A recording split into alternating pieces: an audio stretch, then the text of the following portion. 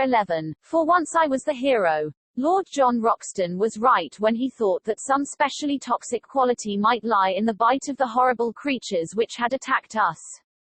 On the morning after our first adventure upon the plateau, both Summerlee and I were in great pain and fever, while Challenger's knee was so bruised that he could hardly limp. We kept to our camp all day, therefore, Lord John busying himself, with such help as we could give him, in raising the height and thickness of the thorny walls which were our only defense. I remember that during the whole long day I was haunted by the feeling that we were closely observed, though by whom or whence I could give no guess. So strong was the impression that I told Professor Challenger of it, who put it down to the cerebral excitement caused by my fever. Again and again I glanced round swiftly, with the conviction that I was about to see something, but only to meet the dark tangle of our hedge or the solemn and cavernous gloom of the great trees which arched above our heads. And yet the feeling grew ever stronger in my own mind that something observant and something malevolent was at our very elbow. I thought of the Indian superstition of the Kurupuri, the dreadful, lurking spirit of the woods, and I could have imagined that his terrible presence haunted those who had invaded his most remote and sacred retreat. That night, our third in Maple White Land, we had an experience which left a fearful impression upon our minds, and made us thankful that Lord John had worked so hard in making our retreat impregnable. We were all sleeping round our dying fire when we were aroused, or, rather, I should say, shot out of our slumbers, by a succession of the most frightful cries and screams to which I have ever listened. I know no sound to which I could compare this amazing tumult, which seemed to come from some spot within a few hundred yards of our camp. It was as ear-splitting as any whistle of a railway engine, but whereas the whistle is a clear, mechanical, sharp-edged sound, this was far deeper in volume and vibrant with the uttermost strain of agony and horror. We clapped our hands to our ears to shut out that nerve-shaking appeal. A cold sweat broke out over my body, and my heart turned sick at the misery of it. All the woes of tortured life, all its stupendous indictment of high heaven, its innumerable sorrows, seemed to be centered and condensed into that one dreadful, agonized cry. And then, under this high-pitched, ringing sound there was another, more intermittent, a low, deep-chested laugh, a growling, throaty gurgle of merriment which formed a grotesque accompaniment to the shriek with which it was blended. For 3 or 4 minutes on end the fearsome duet continued, while all the foliage rustled with the rising of startled birds. Then it shut off as suddenly as it began. For a long time we sat in horrified silence. Then Lord John threw a bundle of twigs upon the fire, and their red glare lit up the intent faces of my companions and flickered over the great boughs above our heads. What was it? I whispered. We shall know in the morning, said Lord John. It was close to us, not farther than the glade. We have been privileged to overhear a prehistoric tragedy, the sort of drama which occurred among the reeds upon the border of some Jurassic lagoon, when the greater dragon pinned the lesser among the slime, said Challenger, with more solemnity than I had ever heard in his voice. It was surely well for man that he came late in the order of creation. There were powers abroad in earlier days which no courage and no mechanism of his could have met.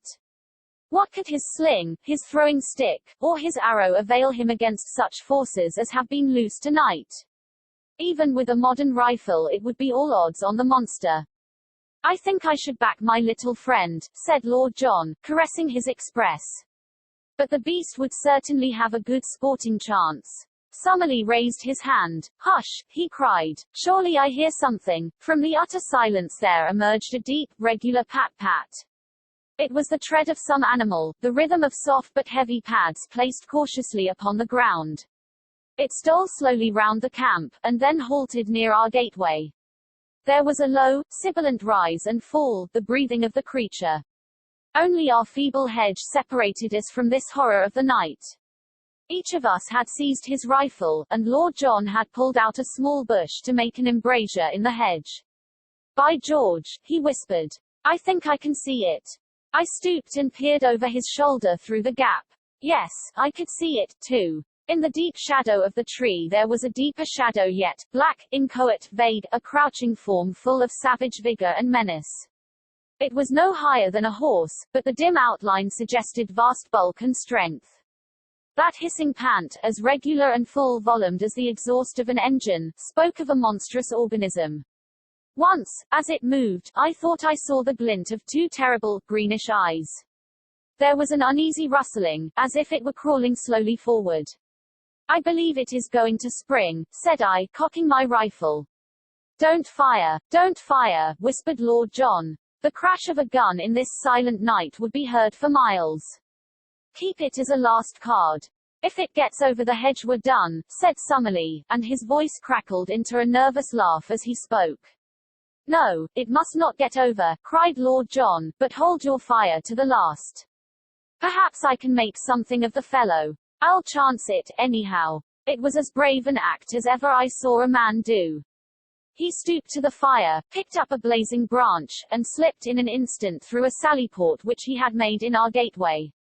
The thing moved forward with a dreadful snarl. Lord John never hesitated, but, running towards it with a quick, light step, he dashed the flaming wood into the brute's face.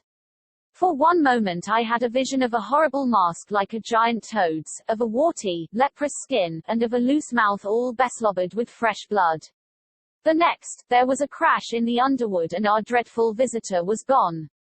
"I thought he wouldn't face the fire," said Lord John, laughing, as he came back and threw his branch among the faggots. "You should not have taken such a risk," we all cried. There was nothing else to be done. If he had got among us we should have shot each other in trying to down him. On the other hand, if we had fired through the hedge and wounded him he would soon have been on the top of us, to say nothing of giving ourselves away. On the whole, I think that we are jolly well out of it. What was he, then? Our learned men looked at each other with some hesitation. "Personally, I am unable to classify the creature with any certainty," said Summerlee, lighting his pipe from the fire. "In refusing to commit yourself you are but showing a proper scientific reserve," said Challenger, with massive condescension. "I am not myself prepared to go farther than to say in general terms that we have almost certainly been in contact tonight with some form of carnivorous dinosaur. I have already expressed my anticipation that something of the sort might exist upon this plateau. We have to bear in mind," remarked Summerlee, "that there are many prehistoric forms which have never come down to us. It would be rash to suppose that we can give a name to all that we are likely to meet." "Exactly. A rough classification may be the best that we can attempt. Tomorrow some further evidence may help us to an identification. Meantime we can only renew our interrupted slumbers." "But not without a sentinel," said Lord John, with decision. "We can't afford to take chances in a country like this. 2-hour spells in the future, for each of us." "Then I'll just finish my pipe in starting the first one," said Professor Summerlee, and from that time onwards we never trusted ourselves again without a watchman. In the morning it was not long before we discovered the source of the hideous uproar which had aroused us in the night. The iguanodon glade was the scene of a horrible butchery. From the pools of blood and the enormous lumps of flesh scattered in every direction over the green sward we imagined at first that a number of animals had been killed, but on examining the remains more closely we discovered that all this carnage came from one of these unwieldy monsters, which had been literally torn to pieces by some creature not larger, perhaps, but far more ferocious than itself. Our two professors sat in absorbed argument, examining piece after piece, which showed the marks of savage teeth and of enormous claws. "Our judgment must still be in abeyance," said Professor Challenger, with a huge slab of whitish-colored flesh across his knee. "The indications would be consistent with the presence of a saber-toothed tiger, such as are still found among the breccia of our caverns, but the creature actually seen was undoubtedly of a larger and more reptilian character. Personally, I should pronounce for Allosaurus. Or Megalosaurus," said Summerlee. "Exactly. Any one of the larger carnivorous dinosaurs would meet the case. Among them are to be found all the most terrible types of animal life that have ever cursed the earth or blessed a museum." He laughed sonorously at his own conceit, for, though he had little sense of humor, the crudest pleasantry from his own lips moved him always to roars of appreciation. "The less noise the better," said Lord Roxton, curtly. "We don't know who or what may be near us. If this fella comes back for his breakfast and catches us here we won't have so much to laugh at. By the way, what is this mark upon the iguanodon's hide?" On the dull, scaly, slate-colored skin somewhere above the shoulder, there was a singular black circle of some substance which looked like asphalt. None of us could suggest what it meant, though Summerlee was of opinion that he had seen something similar upon one of the young ones 2 days before. Challenger said nothing, but looked pompous and puffy, as if he could if he would, so that finally Lord John asked his opinion direct. "If your lordship will graciously permit me to open my mouth, I shall be happy to express my sentiments," said he, with elaborate sarcasm. "I am not in the habit of being taken to task in the fashion which seems to be customary with your lordship. I was not aware that it was necessary to ask your permission before smiling at a harmless pleasantry." It was not until he had received his apology that our touchy friend would suffer himself to be appeased. When at last his ruffled feelings were at ease, he addressed us at some length from his seat upon a fallen tree, speaking, as his habit was, as if he were imparting most precious information to a class of 1,000. "With regard to the marking," said he, "I am inclined to agree with my friend and colleague, Professor Summerlee, that the stains are from asphalt. As this plateau is, in its very nature, highly volcanic, and as asphalt is a substance which one associates with plutonic forces, I cannot doubt that it exists in the free liquid state, and that the creatures may have come in contact with it. A much more important problem is the question as to the existence of the carnivorous monster which has left its traces in this glade. We know roughly that this plateau is not larger than an average English county. Within this confined space a certain number of creatures, mostly types which have passed away in the world below, have lived together for innumerable years. Now, it is very clear to me that in so long a period one would have expected that the carnivorous creatures, multiplying unchecked, would have exhausted their food supply and have been compelled to either modify their flesh-eating habits or die of hunger. This we see has not been so. We can only imagine, therefore, that the balance of nature is preserved by some check which limits the numbers of these ferocious creatures. One of the many interesting problems, therefore, which await our solution is to discover what that check may be and how it operates. I venture to trust that we may have some future opportunity for the closer study of the carnivorous dinosaurs. And I venture to trust we may not, I observed. The professor only raised his great eyebrows, as the schoolmaster meets the irrelevant observation of the naughty boy. "Perhaps Professor Summerlee may have an observation to make," he said, and the two savants ascended together into some rarefied scientific atmosphere, where the possibilities of a modification of the birth rate were weighed against the decline of the food supply as a check in the struggle for existence. That morning we mapped out a small portion of the plateau, avoiding the swamp of the pterodactyls, and keeping to the east of our brook instead of to the west. In that direction the country was still thickly wooded, with so much undergrowth that our progress was very slow. I have dwelt up to now upon the terrors of maple white land, but there was another side to the subject, for all that morning we wandered among lovely flowers, mostly, as I observed, white or yellow in color, these being, as our professors explained, the primitive flower shades. In many places the ground was absolutely covered with them, and as we walked ankle-deep on that wonderful yielding carpet, the scent was almost intoxicating in its sweetness and intensity. The homely English bee buzzed everywhere around us. Many of the trees under which we passed had their branches bowed down with fruit, some of which were of familiar sorts, while other varieties were new. By observing which of them were pecked by the birds we avoided all danger of poison and added a delicious variety to our food reserve. In the jungle which we traversed were numerous hard-trodden paths made by the wild beasts, and in the more marshy places we saw a profusion of strange footmarks, including many of the iguanodon.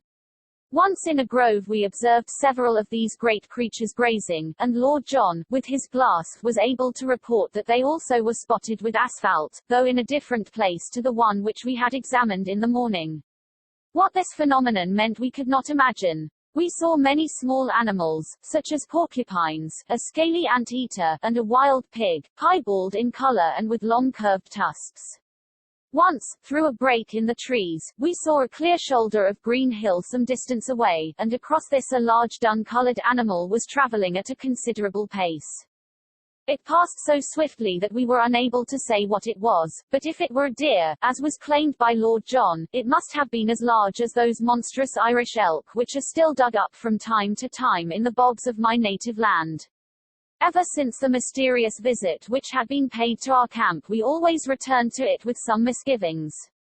However, on this occasion we found everything in order. That evening we had a grand discussion upon our present situation and future plans, which I must describe at some length, as it led to a new departure by which we were enabled to gain a more complete knowledge of Maple White Land than might have come in many weeks of exploring. It was Summerlee who opened the debate. All day he had been querulous in manner, and now some remark of Lord John's as to what we should do on the morrow brought all his bitterness to a head. What we ought to be doing today, tomorrow, and all the time, said he, is finding some way out of the trap into which we have fallen. You are all turning your brains towards getting into this country. I say that we should be scheming how to get out of it. I am surprised, sir, boomed Challenger, stroking his majestic beard, that any man of science should commit himself to so ignoble a sentiment. You are in a land which offers such an inducement to the ambitious naturalist as none ever has since the world began, and you suggest leaving it before we have acquired more than the most superficial knowledge of it or of its contents. I expected better things of you, Professor Summerlee. You must remember, said Summerlee, sourly, that I have a large class in London who are at present at the mercy of an extremely inefficient locum tenens. This makes my situation different from yours, Professor Challenger, since, so far as I know, you have never been entrusted with any responsible educational work. Quite so, said Challenger. I have felt it to be a sacrilege to divert a brain which is capable of the highest original research to any lesser object. That is why I have sternly set my face against any proffered scholastic appointment. For example, asked Summerlee, with a sneer, but Lord John hastened to change the conversation. I must say, said he, that I think it would be a mighty poor thing to go back to London before I know a great deal more of this place than I do at present. I could never dare to walk into the back office of my paper and face old McArdle, said I. You will excuse the frankness of this report, will you not, sir? He'd never forgive me for leaving such unexhausted copy behind me. Besides, so far as I can see, it is not worth discussing, since we can't get down, even if we wanted. Our young friend makes up for many obvious mental lacunae by some measure of primitive common sense, remarked Challenger. The interests of his deplorable profession are immaterial to us, but, as he observes, we cannot get down in any case, so it is a waste of energy to discuss it. It is a waste of energy to do anything else, growled Summerlee from behind his pipe. Let me remind you that we came here upon a perfectly definite mission, entrusted to us at the meeting of the Zoological Institute in London. That mission was to test the truth of Professor Challenger's statements. Those statements, as I am bound to admit, we are now in a position to endorse.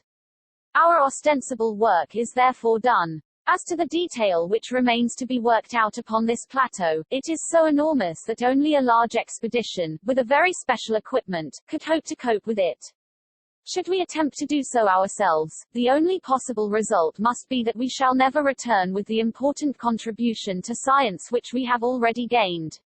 Professor Challenger has devised means for getting us on to this plateau when it appeared to be inaccessible. I think that we should now call upon him to use the same ingenuity in getting us back to the world from which we came.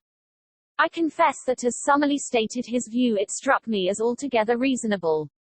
Even Challenger was affected by the consideration that his enemies would never stand confuted if the confirmation of his statements should never reach those who had doubted them. The problem of the descent is at first sight a formidable one, said he, and yet I cannot doubt that the intellect can solve it. I am prepared to agree with our colleague that a protracted stay in Maple White Land is at present inadvisable, and that the question of our return will soon have to be faced. I absolutely refuse to leave, however, until we have made at least a superficial examination of this country, and are able to take back with us something in the nature of a chart. Professor Summerlee gave a snort of impatience. We have spent 2 long days in exploration, said he, and we are no wiser as to the actual geography of the place than when we started. It is clear that it is all thickly wooded, and it would take months to penetrate it and to learn the relations of one part to another. If there was some central peak it would be different, but it all slopes downwards, so far as we can see. The farther we go the less likely it is that we will get any general view. It was at that moment that I had my inspiration. My eyes chanced to light upon the enormous gnarled trunk of the ginkgo tree which cast its huge branches over us. Surely, if its bole exceeded that of all others, its height must do the same. If the rim of the plateau was indeed the highest point, then why should this mighty tree not prove to be a watchtower which commanded the whole country? Now, ever since I ran wild as a lad in Ireland I have been a bold and skilled tree climber. My comrades might be my masters on the rocks, but I knew that I would be supreme among those branches. Could I only get my legs onto the lowest of the giant offshoots, then it would be strange indeed if I could not make my way to the top. My comrades were delighted at my idea. Our young friend, said Challenger, bunching up the red apples of his cheeks, is capable of acrobatic exertions which would be impossible to a man of a more solid, though possibly of a more commanding, appearance. I applaud his resolution. By George, young fella, you've put your hand on it, said Lord John, clapping me on the back. How we never came to think of it before I can't imagine. There's not more than an hour of daylight left, but if you take your notebook you may be able to get some rough sketch of the place. If we put these 3 ammunition cases under the branch, I will soon hoist you onto it. He stood on the boxes while I faced the trunk, and was gently raising me when Challenger sprang forward and gave me such a thrust with his huge hand that he fairly shot me into the tree. With both arms clasping the branch, I scrambled hard with my feet until I had worked, first my body, and then my knees, onto it. There were 3 excellent offshoots, like huge rungs of a ladder, above my head, and a tangle of convenient branches beyond, so that I clambered onwards with such speed that I soon lost sight of the ground and had nothing but foliage beneath me. Now and then I encountered a check, and once I had to shin up a creeper for 8 or 10 feet, but I made excellent progress, and the booming of Challenger's voice seemed to be a great distance beneath me. The tree was, however, enormous, and, looking upwards, I could see no thinning of the leaves above my head. There was some thick, bush-like clump which seemed to be a parasite upon a branch up which I was swarming. I leaned my head round it in order to see what was beyond, and I nearly fell out of the tree in my surprise and horror at what I saw. A face was gazing into mine, at the distance of only a foot or 2. The creature that owned it had been crouching behind the parasite, and had looked round it at the same instant that I did. It was a human face, or at least it was far more human than any monkey's that I have ever seen. It was long, whitish, and blotched with pimples, the nose flattened, and the lower jaw projecting, with a bristle of coarse whiskers round the chin. The eyes, which were under thick and heavy brows, were bestial and ferocious, and as it opened its mouth to snarl what sounded like a curse at me I observed that it had curved, sharp canine teeth. For an instant I read hatred and menace in the evil eyes.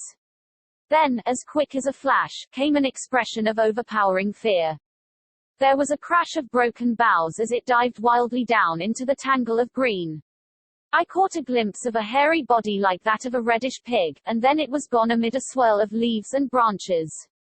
"What's the matter?" shouted Roxton from below. "Anything wrong with you? Did you see it?" I cried, with my arms round the branch and all my nerves tingling. "We heard a row, as if your foot had slipped." "What was it?" I was so shocked at the sudden and strange appearance of this ape-man that I hesitated whether I should not climb down again and tell my experience to my companions.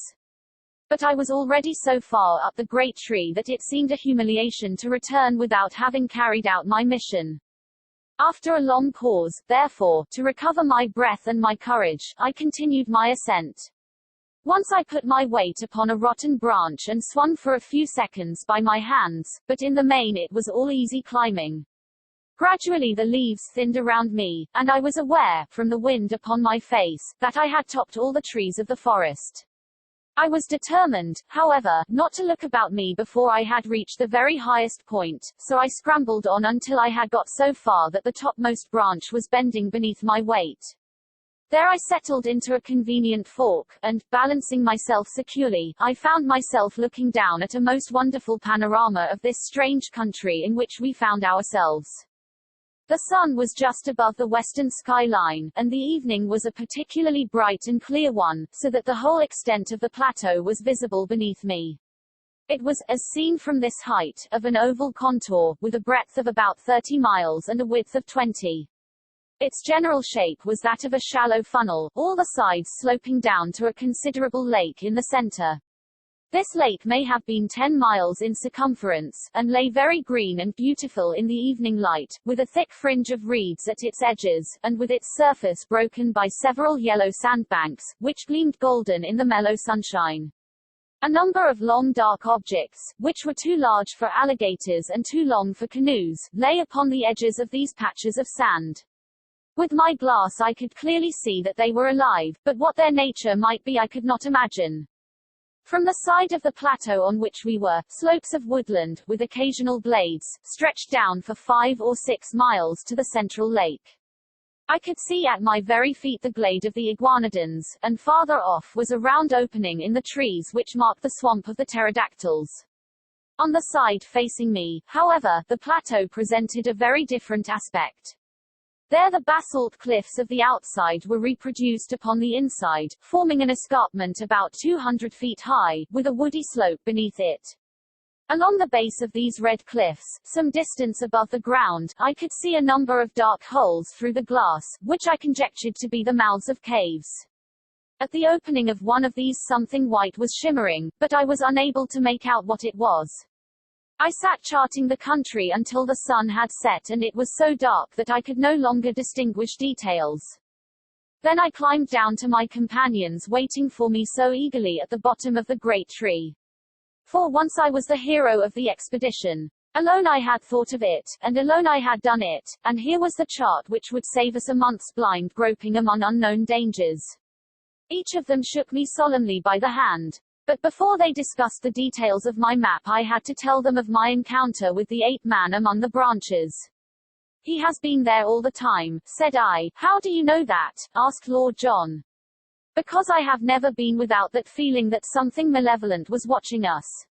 I mentioned it to you, Professor Challenger. Our young friend certainly said something of the kind. He is also the one among us who is endowed with that Celtic temperament which would make him sensitive to such impressions. The whole theory of telepathy, began Summerlee, filling his pipe, is too vast to be now discussed, said Challenger, with decision. Tell me, now, he added, with the air of a bishop addressing a Sunday school, did you happen to observe whether the creature could cross its thumb over its palm? No, indeed. Had it a tail? No. Was the foot prehensile? I do not think it could have made off so fast among the branches if it could not get a grip with its feet. In South America there are, if my memory serves me, you will check the observation, Professor Summerlee, some 36 species of monkeys, but the anthropoid ape is unknown. It is clear, however, that he exists in this country, and that he is not the hairy, gorilla-like variety, which is never seen out of Africa or the East. I was inclined to interpolate, as I looked at him, that I had seen his first cousin in Kensington. This is a whiskered and colorless type, the latter characteristic pointing to the fact that he spends his days in arboreal seclusion. The question which we have to face is whether he approaches more closely to the ape or the man. In the latter case, he may well approximate to what the vulgar have called a missing link. The solution of this problem is our immediate duty. It is nothing of the sort, said Summerlee, abruptly. Now that, through the intelligence and activity of Mr. Malone, I cannot help quoting the words, we have got our chart, our one and only immediate duty is to get ourselves safe and sound out of this awful place. The flesh pots of civilization, groaned Challenger. The ink pots of civilization, sir. It is our task to put on record what we have seen, and to leave the further exploration to others. You all agreed as much before Mr. Malone got us the chart. Well, said Challenger, I admit that my mind will be more at ease when I am assured that the result of our expedition has been conveyed to our friends. How we are to get down from this place I have not as yet an idea. I have never yet encountered any problem, however, which my inventive brain was unable to solve, and I promise you that tomorrow I will turn my attention to the question of our descent. And so the matter was allowed to rest. But that evening, by the light of the fire and of a single candle, the first map of the lost world was elaborated. Every detail which I had roughly noted from my watchtower was drawn out in its relative place. Challenger's pencil hovered over the great blank which marked the lake. What shall we call it? He asked. Why should you not take the chance of perpetuating your own name? Said Summerlee, with his usual touch of acidity. I trust, sir, that my name will have other and more personal claims upon posterity, said Challenger, severely. Any ignoramus can hand down his worthless memory by imposing it upon a mountain or a river. I need no such monument. Summerlee, with a twisted smile, was about to make some fresh assault when Lord John hastened to intervene. It's up to you, young fella, to name the lake, said he. You saw it first, and, by George, if you choose to put Lake Malone on it, no one has a better right. By all means, let our young friend give it a name, said Challenger. Then, said I, blushing, I dare say, as I said it, let it be named Lake Gladys. Don't you think the Central Lake would be more descriptive, remarked Summerlee. I should prefer Lake Gladys. Challenger looked at me sympathetically, and shook his great head in mock disapproval. Boys will be boys, said he. Lake Gladys let it be.